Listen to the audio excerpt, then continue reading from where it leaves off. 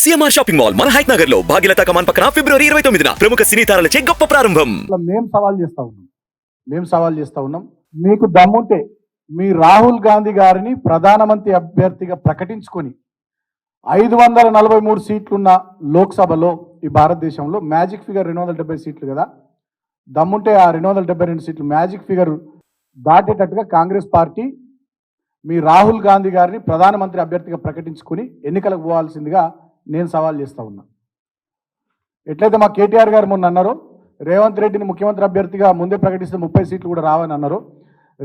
రాహుల్ గాంధీ గారిని ప్రధానమంత్రి అభ్యర్థిగా ప్రకటిస్తే మీకు ప్రధాన ప్రతిపక్ష హోదా కూడా దక్కదు. 55 సీట్లు రావాలి ఎల్ఓపికి లోక్సభలో, ప్రధాన ప్రతిపక్ష హోదా కూడా దక్కదు.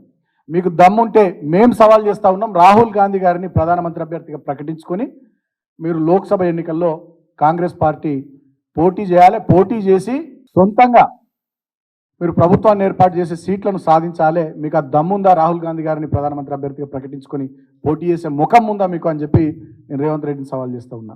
నువ్వు ఏ పార్టీ మీద సవాల్ చేస్తూ ఉన్నావు? తెలంగాణను తెచ్చిన పార్టీ, తెచ్చిన తెలంగాణలో 2 సార్లు అధికారాన్ని చేజిక్కించుకొని బ్రహ్మాండంగా ప్రజల కోసం పనిచేసిన పార్టీ. అటువంటి పార్టీ మీద, అటువంటి నాయకుని మీద నువ్వు సవాల్ చేసే ముందు 1-2 సార్లు ఆలోచించుకోవాలని చెప్పి నేను రేవంత్ రెడ్డికి హితవు పలుకుతా ఉన్నా. ఆయన మాట్లాడితే ఏమంటాడు, మేము మంచి పనులు చేస్తున్నాం మమ్మల్ని ఓడతలేరు అంటాడు. అసలు నువ్వు ఏడ మంచి పని చేస్తున్నావు? మొత్తం అబద్ధాల పనులు, భూత పురాణాలు, ఇది తప్ప మంచి పనులు ఎక్కడ ఉన్నాయి నీ దగ్గర?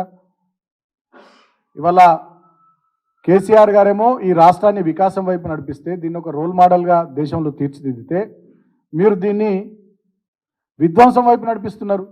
ఇవాళ కాళేశ్వరం ప్రాజెక్టు, మేడిగడ్డ బరాజు 3 పిల్లర్లు కుంగిపోతే వాటిని పునరుద్ధరించి ఈ యాసంగి పంటకు నీళ్ళు ఇవ్వాల్సినటువంటి మీరు నీళ్ళు ఇవ్వకుండా ఇవాళ వచ్చే జూన్ నాటికి గోదావరిలో ప్రాణహితలో వరద రావాలి, ఆ మేడిగడ్డ ప్రాజెక్టు కొట్టుకపోవాలనేటటువంటి కుట్ర చేస్తున్నది వాస్తవం కాదా? మొన్నటికి మొన్న అసెంబ్లీ సమావేశాల్లో మీ ఒక ఎమ్మెల్యే అసెంబ్లీలో లేచి నిలబడి ఏం మాట్లాడతారు? ఆయనకు అవకాశం వస్తే మిషన్ భగీరథ ప్రాజెక్టే తప్పు అని మాట్లాడతారు. ఇవాళ విద్యుత్ ప్రాజెక్టుల విషయంలో మీరు, మీ మంత్రులు, మీ ఎమ్మెల్యేలు అందరూ కూడా అబద్ధాలు, దుష్ప్రచారాలు చేస్తూ ఉన్నారు. అంటే ఇవాళ తెలంగాణ 10 సంవత్సరాల్లో సాధించిన ప్రగతి మీద, తెలంగాణ రాష్ట్రం ఎదుగుదల మీద ఇవాళ మీరు విషం కక్కుతూ ఉన్నారు. మిమ్మల్ని ఎట్లా ఓడుతారు? చేస్తున్నదంతా దుష్ప్రచారం, కక్కుతున్నదంతా విషయం, మళ్ళీ మిమ్మల్ని మేము ఓడాలని మాట్లాడుతున్నారు. ఏదైనా ఒక మంచి పని చేస్తే ఓడుతాం కదా. ఏం మంచి పని చేశారు మీరు? ఒక్కటంటే ఒకటి మంచి పని చేశారా? మీరు అధికారంలోకి వచ్చినాక కృష్ణానది మీద కట్టిన ప్రాజెక్టులను కేంద్ర ప్రభుత్వానికి అప్పచెప్పుడు అందుకు మిమ్మల్ని ఓడాలా?